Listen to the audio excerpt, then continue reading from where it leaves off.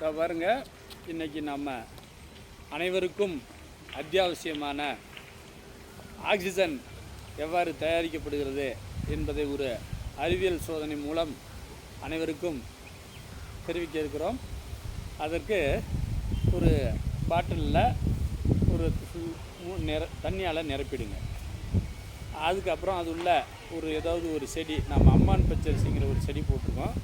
வேலம்பாசிங்கிற செடி நல்லது போட்டிருக்கு. அந்த வேலம்பாசி செடி உள்ள சூரிய ஒளியையும் தண்ணீரும் சேர்ந்து என்ன பண்ணும், இது ஸ்டார்ச் தயாரிக்கும். தாவரங்கள் நம்ம சாப்பாடு தயாரிச்சுக்கிற மாதிரி அது ஸ்டார்ச் அப்படிங்கிற உணவு தயாரிக்கும்.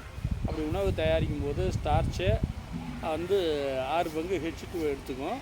அதுக்கப்புறம் 6 2 12 ஆக்சிஜனை ஒவ்வொரு ஆக்சிஜன் நேரத்தின் போதும் ஒளிச்சேர்க்கையின் போதும் வெளியிடும். அந்த ஆக்சிஜனை தான் நம்ம உடல் சுவாசித்து ஆரோக்கியமாக இருக்குது. அதனால் இந்த அறிவியல் சோதனையிலேருந்து என்ன சொல்கிறோம் அப்படின்னு சொன்னால், தாவரங்களை நம்ம நிறைய வளர்க்க நமக்கு நாம் வாழறதுக்கு தேவையான ஆக்சிஜன் அதிகமாக இருக்கும்.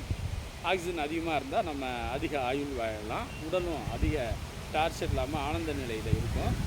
அதனால் இந்த ஆக்சிஜனை எடுத்துகிட்டு தான் நம்ம பெட்ரோலு, அதாவது நம்ம பைக்கு, பஸ்ஸு அனைத்துமே ஓடுது. அந்த ஆக்சிஜன் குறைஞ்சதுனால தான் போடணும். அதனால் ஒரு சூடான பரப்பு மீது தண்ணி ஊற்றினாலும் அது ஹைட்ரஜன் ஆக்சிஜனாக பிரிஞ்சு போகும்.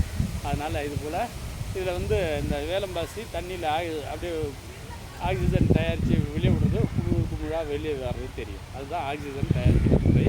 அதனால் அனைவரும் இந்த ஆக்சிஜன் தயாரிக்கின்ற முறையை அறிந்து கொள்வீர்களாக. அறிவியல் கண்டுபிடிப்புகளும் இது. நம்ம ஆரோக்கியமாக வாழ்வதற்கு அடிப்படையும் இந்த ஆக்சிஜன் தான். ஆக்சிஜன் இல்லைன்னா நம்ம உயிர் வாழ முடியாது என்பதை இந்த அறிவியல் சோதனை மூலம் கூறிக்கொள்ள விரும்புகிறேன்.